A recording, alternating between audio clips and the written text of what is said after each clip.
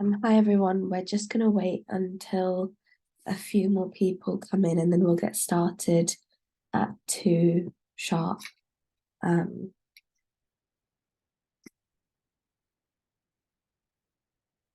just going to check if the chat box is available to everyone as well.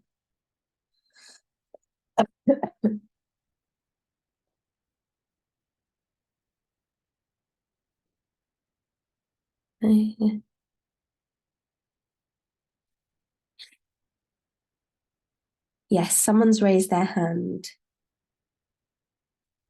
If you want to type in the chat box what the issue is. I couldn't see who raised their hands actually. So whoever it was, if you can just put a message about whatever it is, just to let me know if there's any issues. Can everyone otherwise see, not see me, but hear me okay? Haven't got my camera on because I'm quite unwell. But okay, perfect. People can hear me. Great. Okay.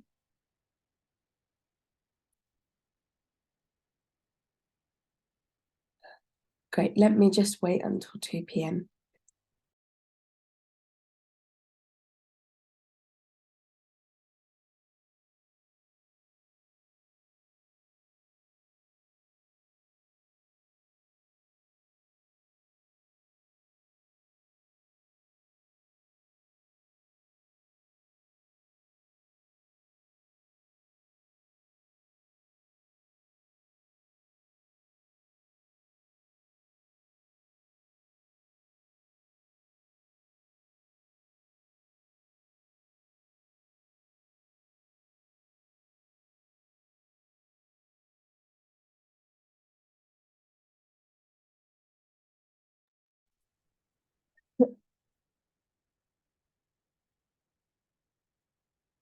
Okay, we've got more people coming in, which is really good. I think I'll just wait for 1 more minute before I start.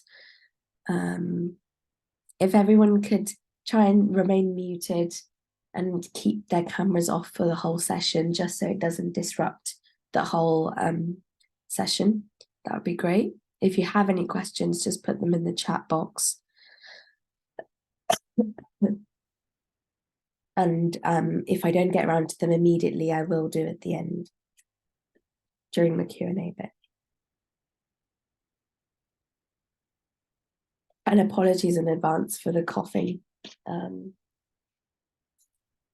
try and mute myself now and then if I do cough.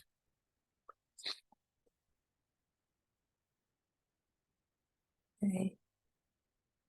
I think, okay, we've got quite a lot of people, which is really good. Is my camera mic on? I can't tell. It shouldn't be on. I don't think anyone's is actually. So I wouldn't worry. Okay, it's 2 o'clock now, so I'll start, especially if we're going to run over later on, it's probably better to start a bit earlier. So this session is all about MMIs, basically. I will talk a little bit about panel interviews, but it will mainly focus on multiple mini interviews and like the common things they could ask you about and how you would go about answering these questions. So before we start, just a little bit about SixMed. So it's a company which was created by medical students for other medical students and students who are aspiring to be medics in the future. In the past 6 years, we've taught over 10,000 students. Since these slides were made, probably more than that as well. And the kind of events we do are these surgery webinars like the one you're attending today, which is every other Sunday from 2 to 3 p.m.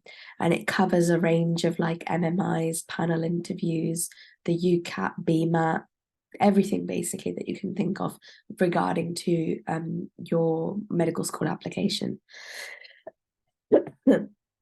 We also offer UCAT and BMAT as well as personal statement and interview, one-to-one or group support, which you would need to pay for. The surgery webinars are free to attend. So just a little bit about me. So my name's Shruti. I'm a final year medical student in Bristol. I've did an intercalated degree. So for people who don't know what that is, um, it's a degree which you can do as an additional year alongside your medical school studies in any sort of field that you're interested in. The one I was interested in was endocrinology, so hormones. So I did mine at Imperial for a year and then went back to Bristol. I'm quite passionate about teaching, which is why I've been doing these sorts of surgery webinars and lots of like interview courses and things like that since I started medical school, really. I'm quite interested in surgery, but also medicine. I'm undecided at the moment into which specialty I want to go into. So things to that we're going to cover today. So MMIs, we're just going to cover what exactly they are. And then we're going to look at the difference between an MMI and a panel interview. And then we're going to think about how best to prepare for MMIs. And I'll talk through my top tips when I was preparing for MMIs, which helped me get into my school of choice. So I think I've already said this before, so just mute your mics during the session, be respectful of each other in the chat box. I try to make the session as interactive as possible, which is hard to do online, but I'm trying my best to make you guys answer questions in the chat so that you stay engaged. And you know, if you have any questions yourself, try and post them in the Q&A box. And if you're just suggesting answers, type that in the chat box. Okay, just to test if this chat box is actually working, if everyone can just answer this question. So on a scale of 1 to 4, how confident do you feel about medical interviews? So 1 being not confident at all and 4 being extremely confident. Okay, someone's raised their hand again. So I think it was the same person as before. So do you just want to ping me a message, like a privately or whatever it is? I don't mind. Okay. Some people are extremely confident, some people more on the not confident or somewhat confident side of things. Okay, so hopefully we can get most of you to a 4 by the end of the session, if not at least a 3. So let's move on to the next slide. So what we're hoping to cover today is just understand how MMIs work and how they run, and then understand how you can best prepare for them. So what is an MMI? Does someone already know? Just type it in the chat box if you do.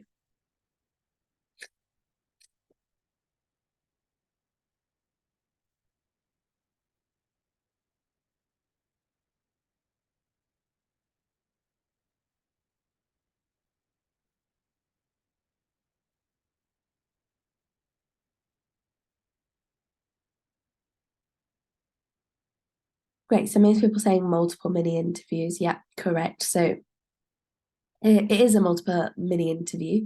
The way in which it runs, it's sort of, you can get anywhere between 5 to 10 stations. And essentially they're testing your knowledge on various medical topics, whether that be your commitment to studying medicine or your knowledge about their medical school that you're applying to, or about key NHS hot topics like the junior doctor strikes, or certain cases like Charlie Gard, Alfie Evans, the Lucy Letby case. So the kind of things they want to test you is your commitment to medicine, whether you have the correct knowledge about their medical school and you know why you're actually applying to their school, whether you have been up to date with the current medical topics, which are the most topical at the moment, and whether you understand medical ethics well. So those are like the common kind of questions that tend to come up. Sometimes you can get some niche questions, but today we're covering sort of like the common things that can come up. And the niche questions, although it may feel like you feel out of your depth and how to answer them, they're not testing you on your specific knowledge about that niche topic. They're testing your ability to critically think and show your thought process on how you would get to the answer. So they don't want you to just say an answer straight off the bat. They want you to show you're working out, essentially. So even if you get the wrong answer, it's not the end of the world as long as you've shown how you've done your thought process to get to a answer. It can be online or it can be face-to-face. I think some universities are slowly going back to face-to-face this year. They did last year as well, but some universities have remained online. So I would advise to go and check on the website of your specific university that you're applying for in terms of what format and what platform they're using. So you're best preparing for them. Okay.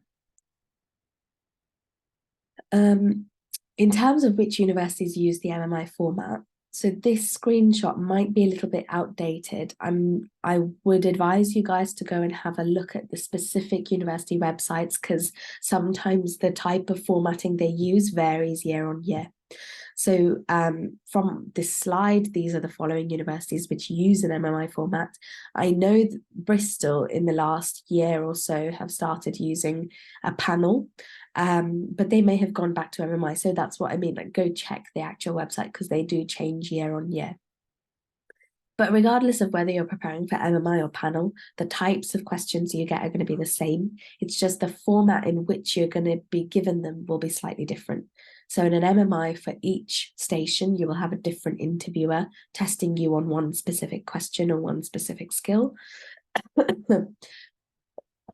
Whereas in a panel interview, you'll have 3 interviewers running the whole 30 to 45-minute interview, and you won't change interviewers, if that makes sense. Okay, moving on to the next question now. I think I've sort of answered it, but any other differences that anyone else can think of between MMI and panel interviews, just type it in the chat box.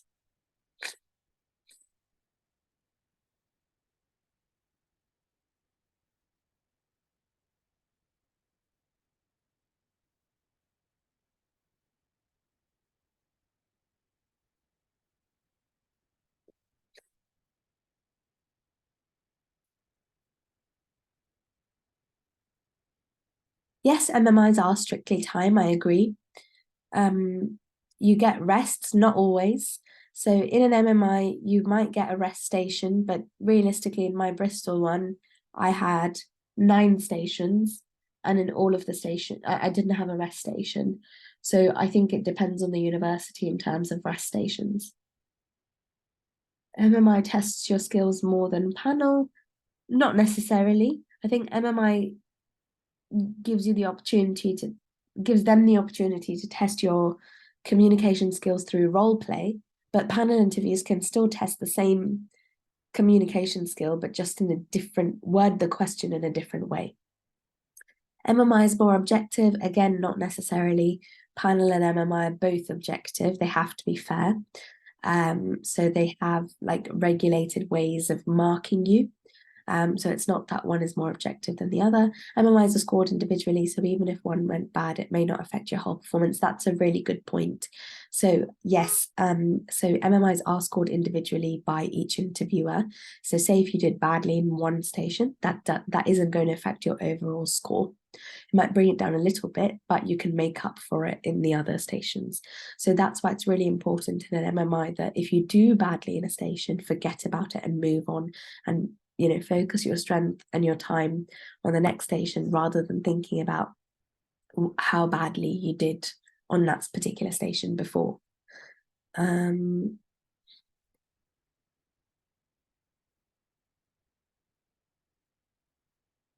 contains role play, yes. I think both MMIs and panel examine your characteristics to become a good doctor. I don't think that's just MMIs, because regardless of what type of interview they do, you're still interviewing for the same course. So similarities between both of them. They both test the same skills. So they test your motivation for medicine, whether you know their medical school well, whether you have a good work-life balance, because obviously as a medic, it can be stressful at times dealing with the university side of things and the placement side of things, as well as, keeping healthy, like both in terms of your mental health and your physical health. So they want to see if you have a good work-life balance and you won't burn out. They will test you on current NHS topics. That's again both MMI and panel, and they will both test you on your body language. And I think that's something that a lot of people tend to forget, and they just focus on these first four. But this is just as important. So if you turn up to an interview and if you don't look like you actually want to be there, or you look distracted, or you look nervous, or you look underconfident, that can influence the marks that they give you for the station that they're testing you on as well. So being open, like sitting up, smiling now and then, eye contact. If you're someone who is confident using hand gestures and that's how you normally communicate, you would continue to use them.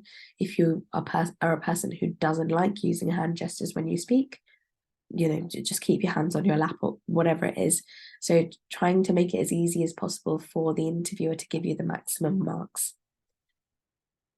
Do you think this is the same with online interviews? Yes. So body language still counts in an online interview. So instead of for eye contact, you would just make sure that you look at the camera now and then. You still need to look professional, dress professional, have the same open body language. It's all exactly the same. In fact, it's probably looked at in a bit more depth on an online interview. Is it possible to get this slideshow emailed? So this specific slideshow isn't emailed individually to you guys, but I think the recording is available to everyone on the 6med website. So you can go and have a look at the slides again with my voiceover as well. So it's all recorded, and you can have a look at previous sessions as well.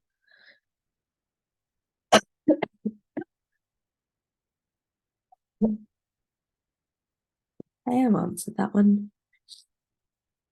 Specific things that are unique to an MMI. They may ask you to do role play, which is something that a lot of students feel nervous about.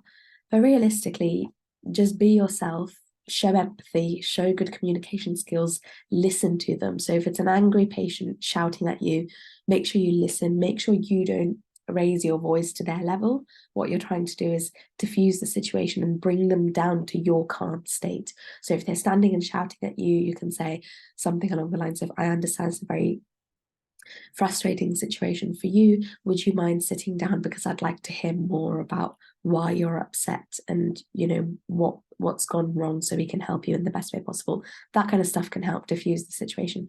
So just thinking about, like, if family member or someone was very upset at you, how would you speak to them? How would you show your empathy? How would you communicate with them? How would you show your ability to listen? Because a lot of the time in role play, people think they need to say the right things, that they need to say certain things. So they have certain sentences that they want to say in their mind, and they just blurt it out without actually properly listening to what the actor is telling them and responding to that instead. And that makes you look like you're not listening. So a lot of the time in role play, all you need to do is just sit and say to them, I'd really like to hear more about why you're frustrated. Can you tell me what's happened since 3 days ago, whatever it is, whatever the situation is, and just let them talk. Because a lot of the time they just want to vent their frustrations, or if they're sad, again, venting why they're feeling that way. And you showing your active listening by just saying, yes, I understand, or, oh, that must be really horrible. And, saying things like that, you don't necessarily have to offer solutions. So that's the thing with role play. In terms of problem solving, so they could give you either a medical or a non-medical issue, and they might ask you, how would you deal with this? So, for example, they might put problem solving and ethics together, and they may say, there's one liver, but there's two people who need it. Both of them are a match. Who are you going to give it to? And they might give you more context into what type of patient each person is. Then you have to problem solve and pick one over the other and explain why. Problem solving, there's no right or wrong answer, as long as you're able to justify it. So you can say one patient over another, whereas another student might say the opposite to you, but you both might still pass the station because you gave valid points. So it's all about justifying properly. The other thing with MMIs, obviously you get multiple interviews. I think lots of you touched on this. So see that in a positive light. You have multiple chances to make a first impression and to impress those interviewers. So if you did badly in one station, that doesn't necessarily mean the next interview is going to score you low as well, because they're not going to know. They're only focusing on the marks for their station. You usually get 5 to 7 minutes per station, but I have heard some universities give up to 8 to 9 minutes. When they do give you a longer amount of time per station, it usually indicates that they're going to ask you multiple questions within that station. So don't just expect going into it thinking they're only going to ask me one question. I don't know how I'm going to be able to, drag out this answer for 10 minutes. So you can just finish your answer in 3 to 4 minutes, and then they will ask you different questions. So they would have prepared 3 or 4. So that's why some stations tend to be longer. I think some people assume that every single interviewer has read their personal statement. Examiners normally don't read personal statements simply because logistically they don't have time to read like 200 personal statements, because they do interview a lot of students. So don't say things like, as you might know from my personal statement, because they will not know. So just give the examples fresh and assume that they have not read it, unless it's a panel interview and they have your personal statement right in front of them and they're asking you questions specifically from that. How do you know when to stop answering? The more you practice, the more you will get your structure. I always suggest the structure of point, evidence, explanation, link. So point is just rephrasing the question to start answering it. Evidence is the example, whether that's from your work experience or volunteering or wherever. Explanation and link is your reflection, and reflection should take the most amount of time in any of your answers, because that is a key skill they're looking for in all their candidates. So what I mean by that is, from the example you've given, what skills have you noticed that are good for a doctor to have, and how have you developed those skills yourself, and then link it back to why this would make you a good doctor. What if you run out of things to say? If there's still time left, then you just stop there. The last thing you want to do is drag out the answer and go off on a tangent or end up repeating what you've already said. If you've said everything that you've had to say, you end the answer, do a mini conclusion, end the answer, and if they have more questions, they will ask you more questions. If they feel like you've answered it fully and they don't have any other questions, you will just sit there in silence, which sounds awkward, but that's how it runs. Whilst you're sitting there in silence, if you think of something else that you want to add to your answer, say it, because they will mark you, and they're not going to mark you down for saying it after you've gone quiet. So just use that as thinking time to see if there's anything else left to say. How do you prevent yourself from waffling? You just need to keep practicing. Is it good to ask them questions? Maybe if you finished answering your question in one of the stations, I had some free time and I just asked them about what they thought the best part of the course was in Bristol, and just like had a normal conversation with them if you can't think of anything else to say. What if you don't know the answer to the question? Try your best. Don't just sit there and say, I don't know. Say, I'm not entirely sure about this topic, but from my interpretation, this is what I think it is. So at least you've attempted it. If you just sit there and say, I don't know what it is, a lot of them won't probe you and they won't help you. You need to sort of show that you're at least attempting the question. And then after you've done that initial attempt, they might help you a little bit more. Some of the interviews can be really mean and not help you afterwards, but that will depend. But I always say try. Do stations normally only have one question? Not necessarily, no. They always have one or two or more, depending on how long the stations are. How can we be sure that we know enough about current NHS hot topics? Well, it's just a bit of like common sense in terms of what is the most common things that are going on right now. NHS strikes, Brexit, issues with funding, issues with burnout in doctors, the effect of COVID, A&E. There's so many things that are constantly cropping up in the news. Those are what the current NHS hot topics are. What is an example of questions where you have to also talk about work experience? Literally could be tell me about your work experience. Or it could be give me an example where you saw a good evidence of a doctor-patient relationship, or it could be what motivated you to study medicine. You would have to back that up with a work experience example. How did Brexit affect the NHS? Have a read online just as a summary because I have more slides to cover. Lots of workers left the NHS. Not enough people are coming in. So that's caused understaffing. On top of that, we have underfunding.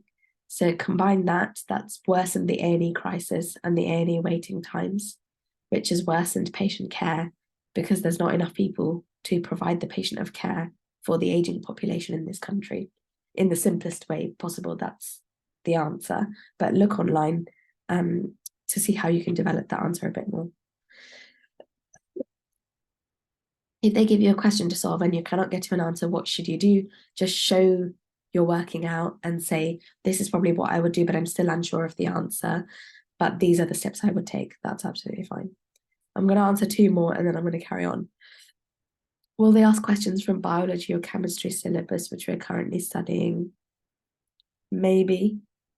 In Cardiff, they asked us to do, one of the stations was just a booklet of maths questions, and we just had to do those, so they could easily test something like that. But I haven't really heard of like biology or chemistry much, but in Cardiff they tested our math skills.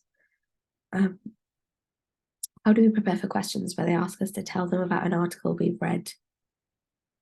I would just write down the main bullet points of what that article was saying and then practice talking about it. So I would split it into what was the article actually about? What are the pros and cons that they discussed? What was the conclusion? And what is your understanding and reflection based off of that article? And how does that influence the way in which you see that aspect of medicine? Pretty much like, I think just they want to see your critical thinking there. I'm going to answer the rest of the questions later. Just so I get through my slides. So how do you actually prepare for an MMI? So read up on the current NHS topics, the ones I listed off the top of my head, for example.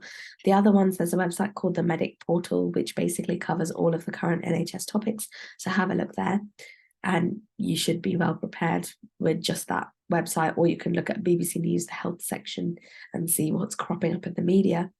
Read your personal statement before your interview. I think that's pretty simple stuff. Obviously, because you want to know what you've actually written in case they have your personal statement in front of them and they're asking you questions specifically about it. Practice role play, so practice that with friends and family. But the best people I was able to practice that with was actually teachers from school, because I feel like with friends and family, you might not take it seriously. But with teachers who also maybe have had experience training students in the year above for their medical interviews, they might be able to give you a good insight as well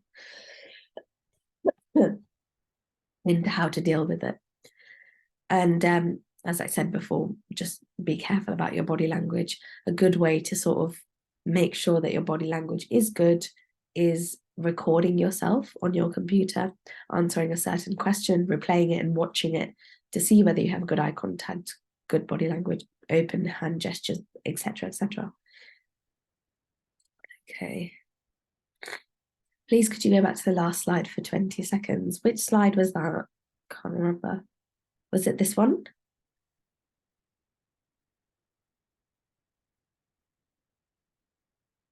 I don't know which one it was. The one before. Okay.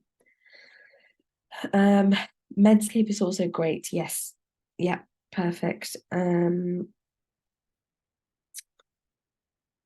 they tell us how long the MMI station will last for? They should before your interview. They'll let you know all the timings.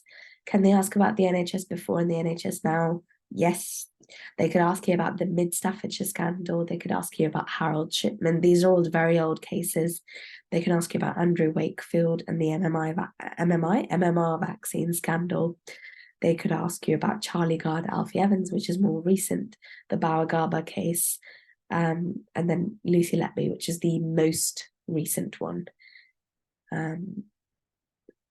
So yeah, they could ask you that in the context of professionalism and patient safety.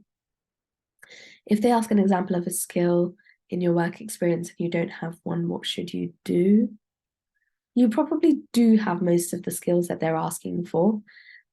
Just adapt one of your examples to deal with that particular skill that they're asking you. But most of them are transferable skills, so you probably would have it. I've seen online that your answers should be around 2 minutes, but at the stations of 5 to 7, will they ask more questions? Realistically, if you're reflecting well enough, your answers should be 4 to 5 minutes long. If they are 2 minutes, it probably means you're not talking for long enough. And you need to practice your structure. Where can we find all these cases? Medscape, Medic Portal, online, just type them in. Did they tell you what topics each MMI station will be on? No, they won't.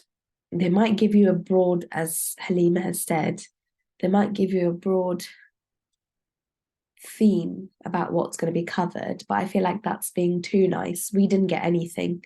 We weren't told anything, so I just practiced a little bit of every type of station. How much time do unis give to prep? I had a week. Some people have more.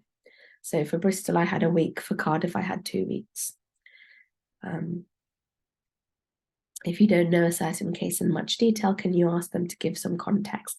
Yes, I would attempt to answer the question first.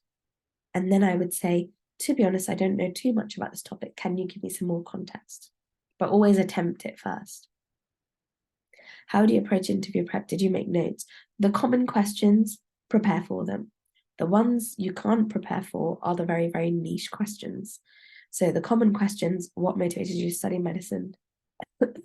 What do you know about our medical school? What work experience have you done? How do you maintain a good work-life balance?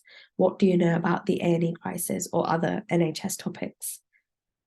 Make bullet points for them. Don't write out whole paragraphs and rehearse them because you'll sound like a robot, but write bullet points and practice answering them and get confident and comfortable talking about those topics. The case names: Harold Shipman, Mid Staffordshire Scandal, Alfie Evans and Charlie Gard, Lucy Letby, which is the most recent one, Bauer Garber, and Andrew Wakefield and the MMR vaccine scandal. There's more, just look online. Would you say these MMI stations are similar to OSCEs? Probably easier than OSCEs. MMI stations are testing your base knowledge about medicine. You're not necessarily tested on practical skills or like diagnosing something, obviously, because you're not in medicine yet. But this kind of skills are similar and the format is similar. In what period did you start getting interview offers? I had my interview in November. I got my offer in April, so they are quite late in giving offers. Most of the interviews are between November and April. So, okay, I'll answer the rest of the questions later.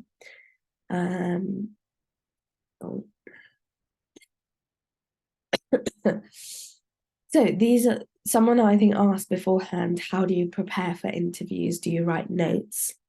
For these domains, make bullet points, plan the structure of your answers, practice it over and over again, see what can be removed, what can be added, which examples make you look like a strong candidate and which examples maybe don't showcase you the best and you need to change it. Practice. This one, everyone thinks, oh yeah, it's a question that's going to be asked all the time. It's going to be easy to answer. I'll definitely be prepared for that. And they don't spend time preparing it. And this is the one that's usually the weakest in terms of how it's answered. Motivation for medicine. So that can be asked in the format of, why do you want to study medicine? What motivated you to become a doctor? Why medicine and not nursing? Or why medicine and not another allied health profession? Prepare. It's essentially, the answer is in the first paragraph of your personal statement, but you need to be able to speak about it in a conversational way and confidently show why you want to do this degree over anything else. So prepare. And don't take that question lightly just because you think it's going to come up all the time. It is a hard question to answer. This one again, it's a no-brainer. You have to prepare for it. If you're applying for their medical school and you turn up and you don't know anything about how they deliver their course, what their university offers, when they do their clinical placements, what unique aspects does their particular university have compared to a different university, then you're not going to do well in that station. So always make notes about the course structure, how they teach anatomy. Is it through dissection or prosection? And why the way they deliver their course would suit your learning style best, because you're trying to persuade them to give you a seat at their school. And what societies does their university offer, which you will get involved in, and which year do their clinical placements start. So in Bristol, it's from first year. In some other universities, it's only from third year. And why that's important to you, like when those clinical placements start. Do they have any specific modules or any specific integrations that have made you want to apply there? So just be prepared. So all 4 medical universities that you applied for, research them and know it like the back of your hand. Structure of the NHS, so knowing about primary care, how they integrate with secondary care, how secondary care integrates with tertiary care, know it like the back of your hand again. So if you just type in structure of the NHS and type in the King's Fund, it gives you a bullet pointed summary of what the structure of the NHS is. Current NHS problems I've already talked about, so look on the Medic portal or Medscape. Ethical dilemmas, common ethical dilemmas are things like abortion, and euthanasia, organ donation. I'm trying to think of the other ones. Or just asking you about like contraceptive. This 14-year-old girl is coming in asking for contraceptives. What would you do? And you need to talk about things like Gillick competence and confidentiality, which we are going to go over in the next few surgeries coming up. So I'm not going to touch on those today. But again, if you want a good understanding of those ethics and a good understanding of ethical pillars like autonomy, beneficence, non-maleficence, and justice, Medic portal is the place to go to look these up. So I think this is the last few slides. So tips for interview day. Read the recent news, like I said. Research the medical school, which is an absolute must. If you have a bad station, don't dwell on it, just move on. Make a good first impression with every interviewer. So with every interviewer, like introduce yourself. I think nowadays they don't really go for a handshake. I think they used to, but after COVID, I think just saying hello and introducing yourself is probably enough. And dress smart, whether that's an online or an in-person interview. The way you dress and the way your body language is really does matter. Okay, so I think we'll skip this one. Let me just go straight to questions. Where can we find the recording? On the 6med website. Would you tell us? Would they tell us context to those examples you just mentioned? Probably, but I think most of the time they expect you to know enough knowledge to be able to answer those questions yourself. If you don't, then you can ask for it. Can you give us an example of how you would link the hot topics or scientific news to your answers without making it seem unnatural? Let me come back to that one. When should you start prepping for interviews? I probably say start now, because interview offers usually come out around this time, and just be prepared. You can never be too early for interview prep. How long would you recommend for interview prep before being given interview dates? Well, like I said, I only had a week. I got my interview offer on literally the 1st of November. The second week of November, I had my interview. So I had a week. I did attend a course and then I did like a few weeks of prep beforehand. So as soon as I finished my UCAT, then I started school in September, October. Around after we submitted the UCAS deadline, the UCAS thing, I then just started preparing. So probably like from the 15th of October onwards, I was preparing. Yes, it was the King's Fund. So just go on there to look at the NHS structure.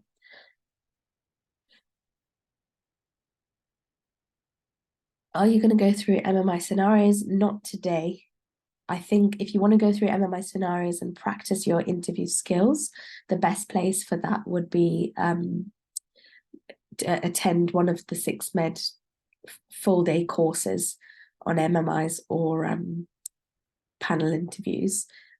They do have a cost, but look on the website. And I think for today, for all attendees, we have a 10% discount. So, which for the MMI crash course and all other products. So I will post that in the chat now if people are interested in that. So no.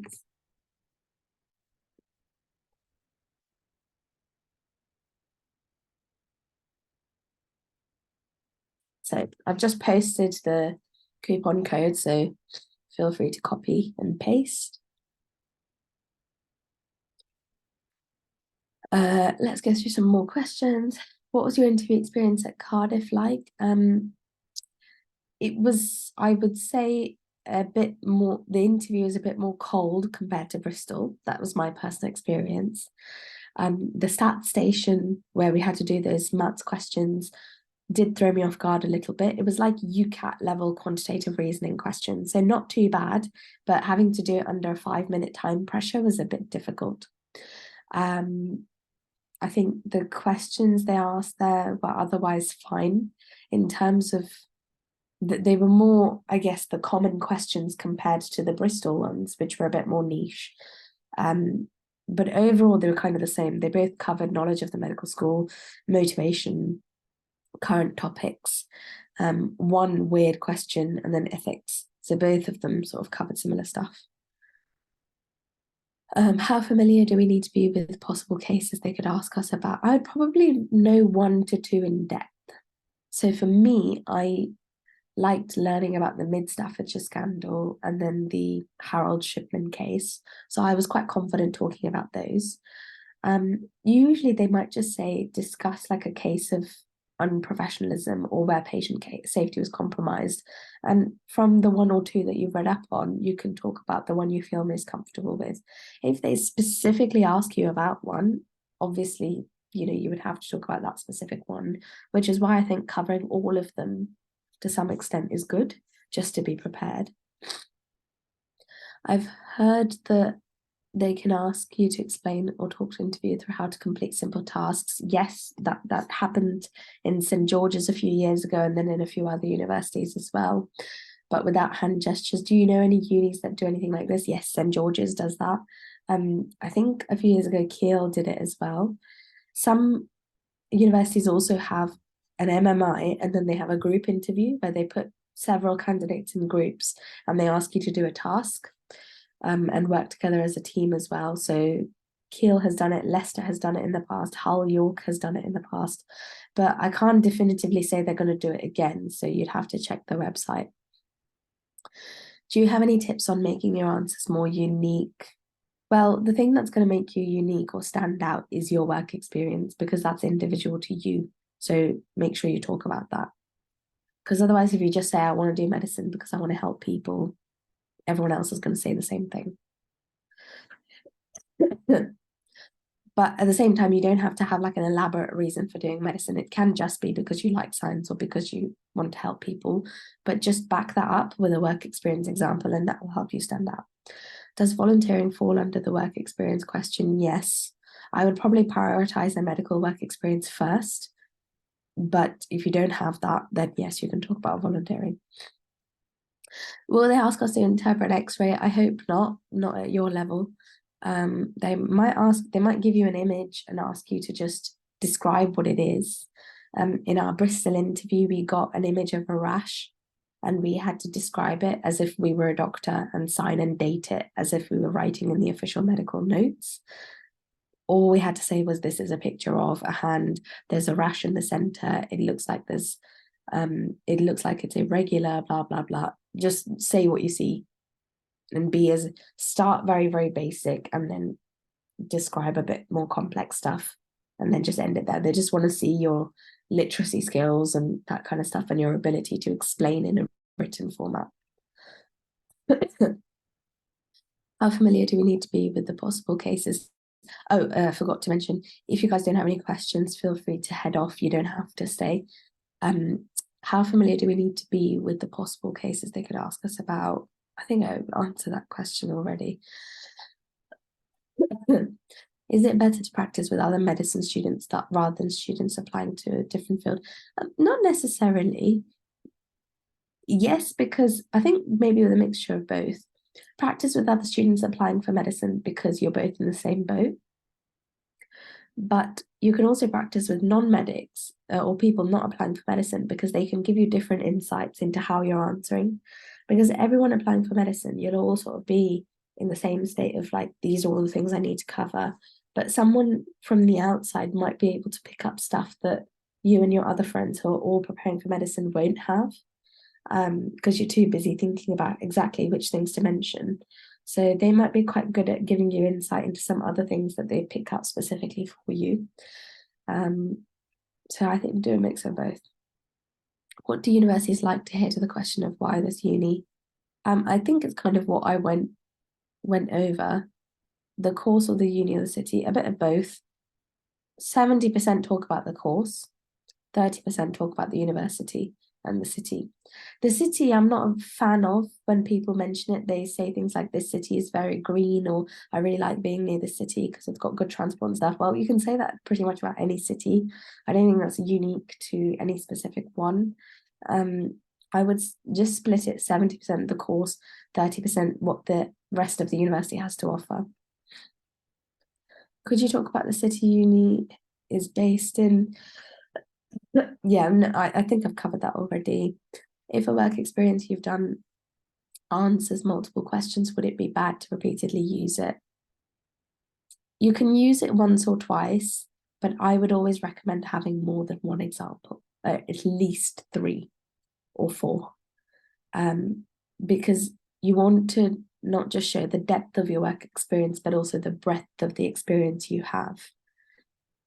Yes, there are different MMI interviewers, so you could get away with using the same example, but just to be on the safe side, I would have more than one. Because if you're at that same station and they say, okay, you've mentioned one example, can you give me another one? And you don't have another one, you might be a bit stuck. Do you have any tips on replicating the interview experience at home or at school? Just run it like you would run it in an actual interview. So time yourself for 5 minutes per question, and then 1 or 2 minutes of feedback from your family, and just go from there, I think. And I think you can print off lots of mark schemes from online. So just do that. How long would you recommend for interview prep? I've answered that question.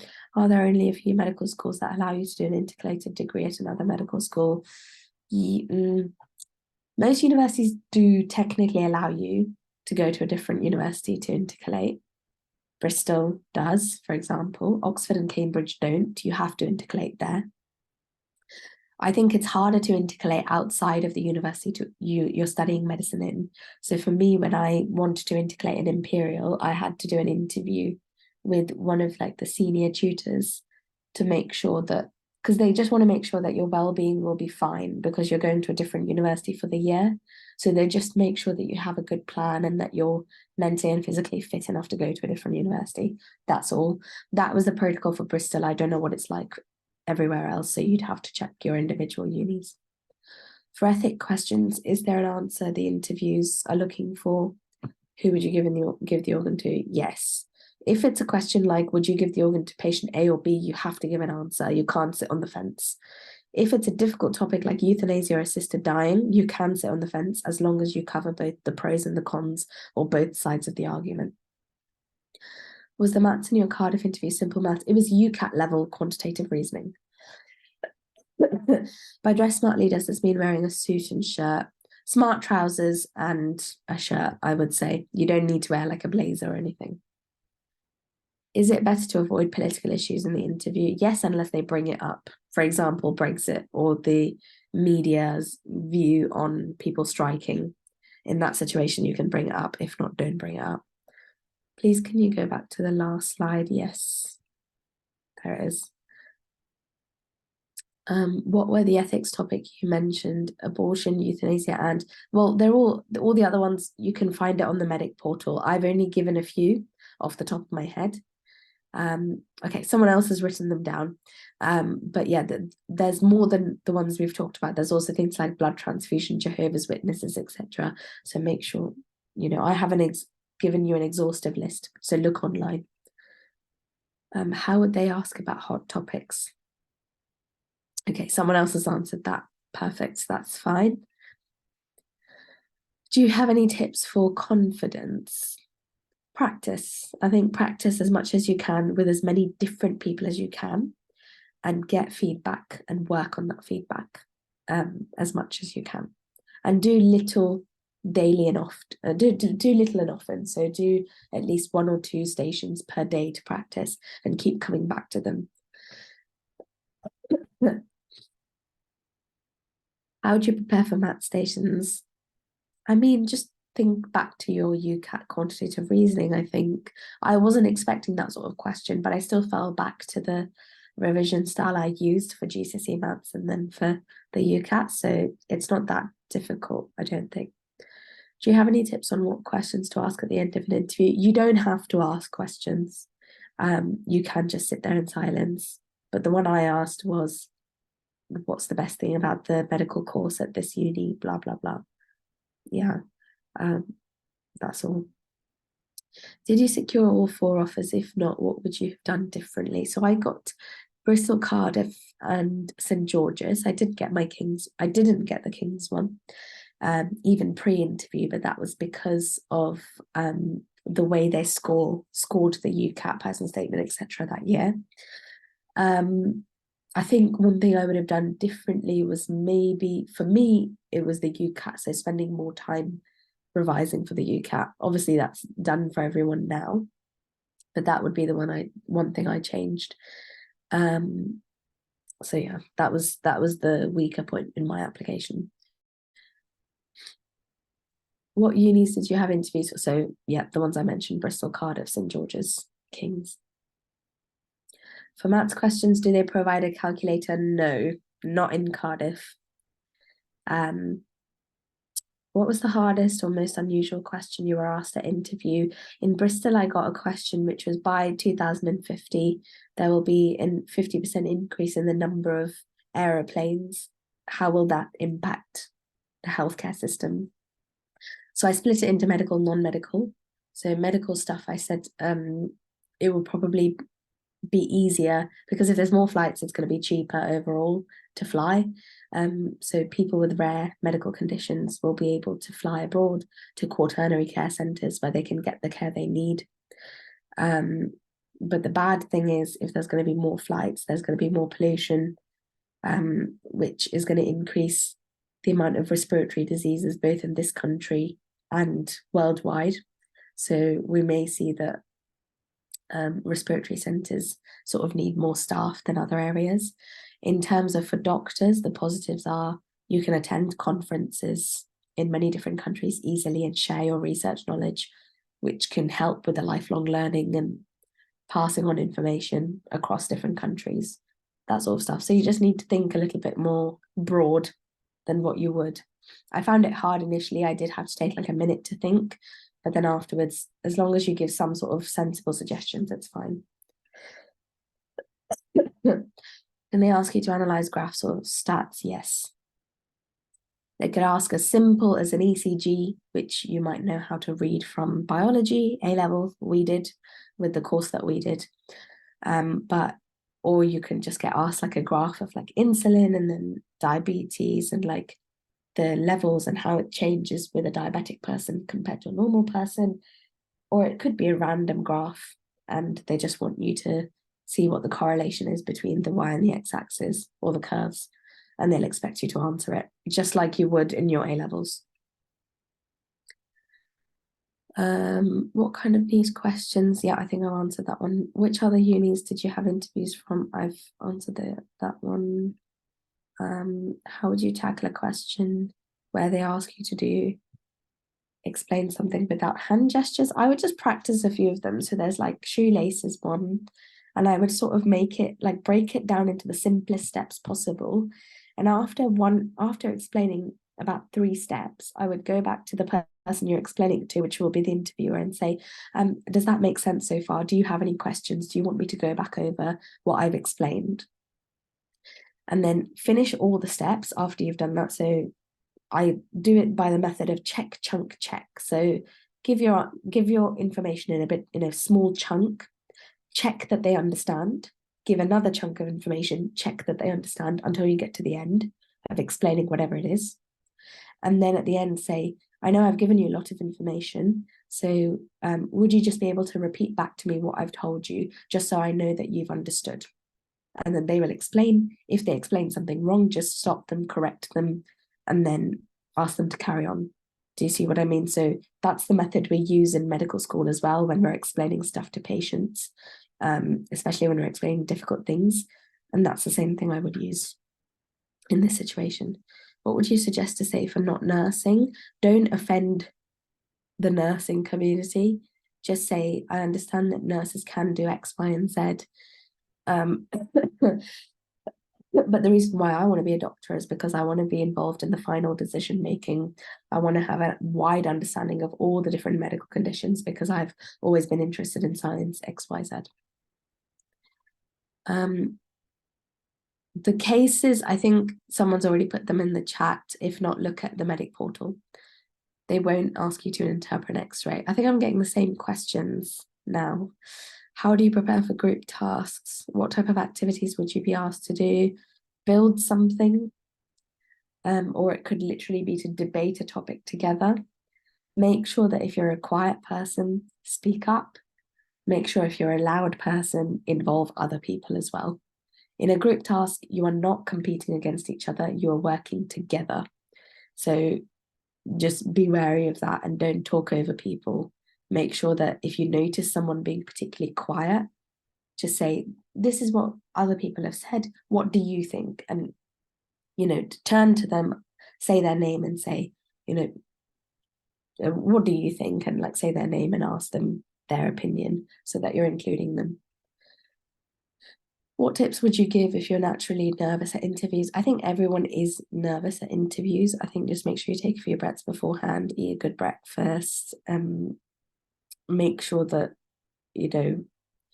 you can do mindfulness, whatever it is, make sure that you just have a clear state of mind before you go into the interview.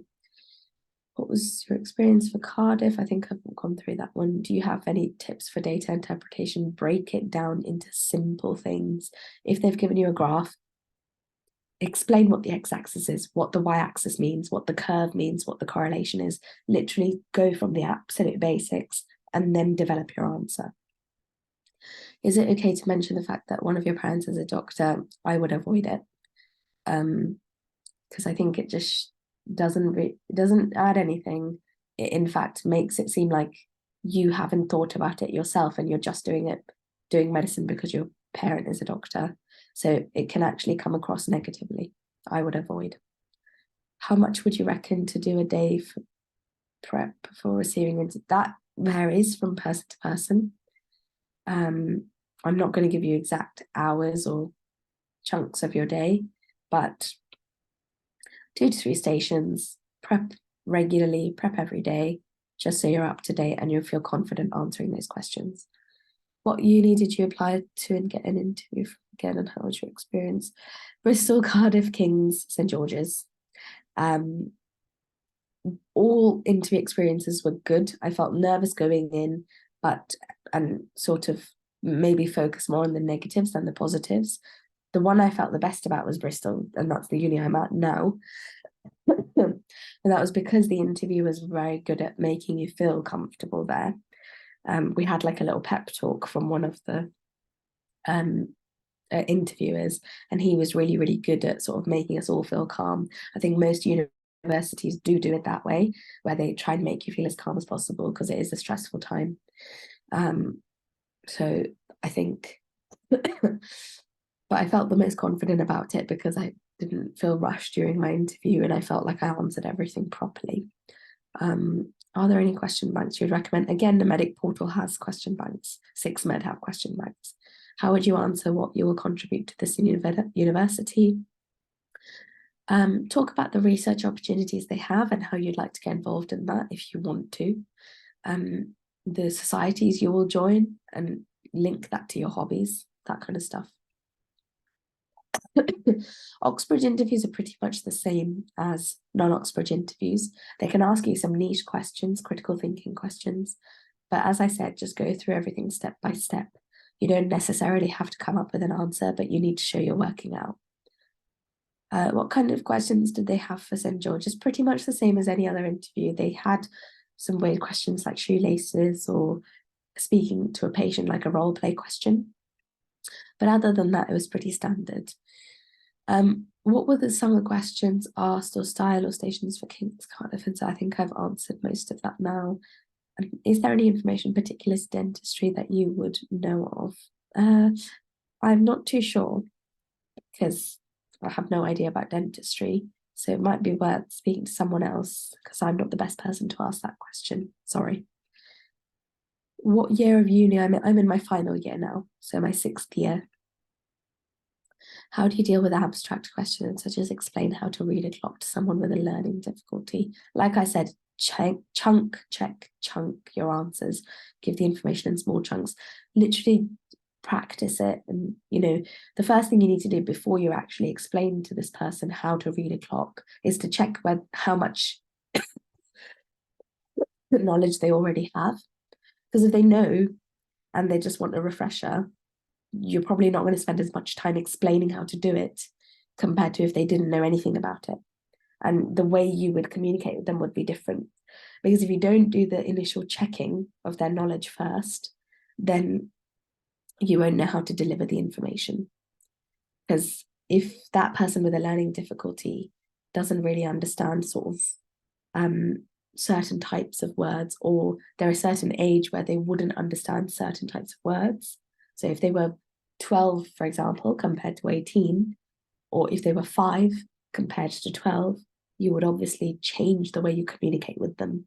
So context is key, and checking what they already know first before you go to explain. Because if you start from scratch explaining everything and then they say, I know all of that, I just needed to know like how to do this specific bit, then you would have wasted a load of time. So always check what they know already.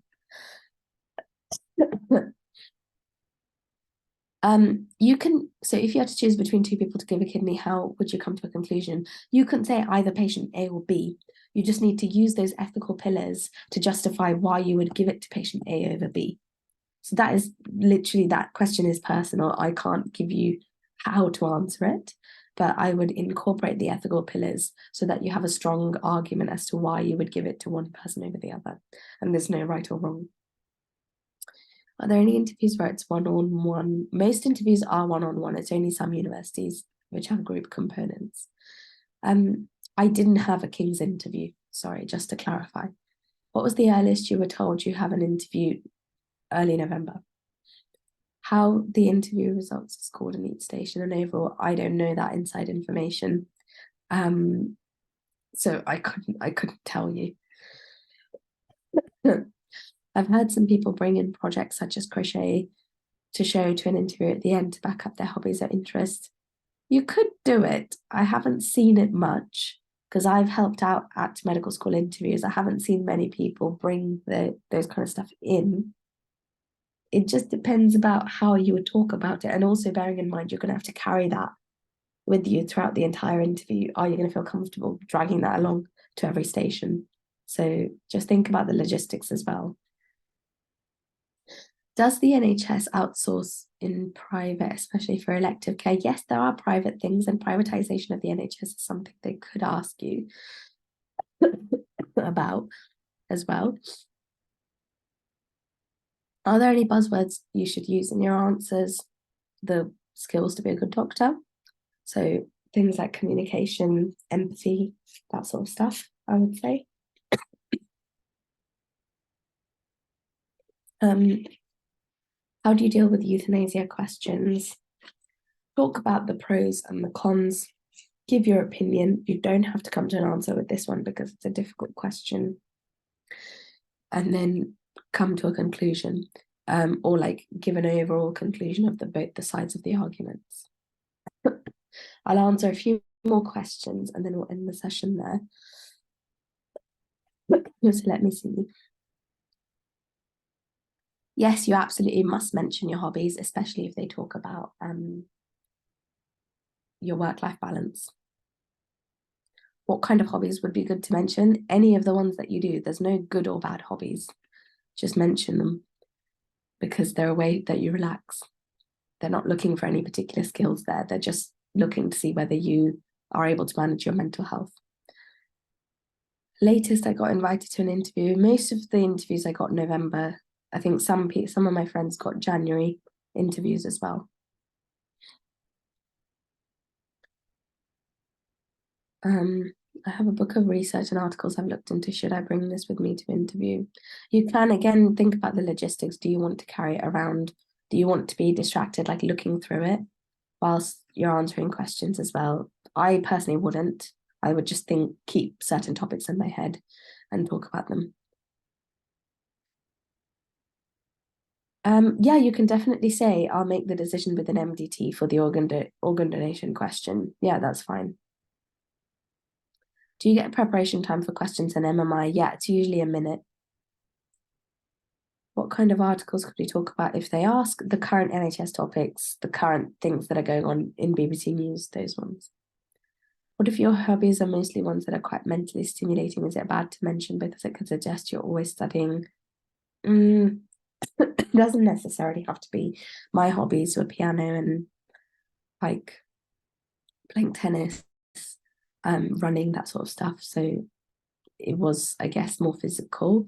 But if you do have some mentally stimulating hobbies, you can just say, but this helps me relax. You know, it's unique to you. Do they care what type of hobby you have? No, they don't. Will they ever not give you a minute to prepare before a station? Yes, some universities don't give you time to prepare. You just have to start. Is it normal for interviewers at MMIs to be straight-faced? Yes, most of the time they are straight-faced because they don't want to create any sort of bias, and they want to keep it fair for everyone. Do you know any specific questions or topics that medical schools might ask in Scotland? They might ask you about NHS Scotland specifically and compare it to NHS England. So again, look at the King's Fund to look at the differences. For the 4 pillars, would you need to say them explicitly during your answer, or could you use synonyms too? Just say them explicitly because it's like a driving test. You want to show them that you understand what they are. Okay, I'm going to stop. Northern Ireland unis, again, I think Northern Ireland is same as NHS England. There might be specific laws which are different. I don't know off the top of my head. What do you suggest doing if they ask you a difficult question and no prep time? Take some time to plan your answer and then start. You won't get marked down for pausing. Was King's MMI a panel? The year I did it, it was MMI. I don't know if it's changed now. Okay, I'm going to stop there with the questions. Thanks everyone for coming and participating. It was a good breadth of questions as well, and it was very interactive. So thank you for making it easier for me as well.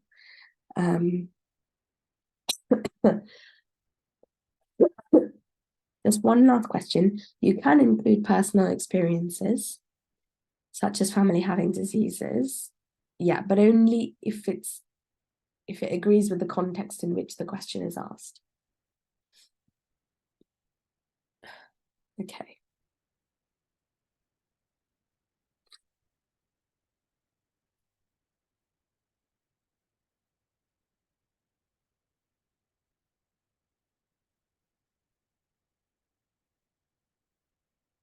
Thanks, everyone.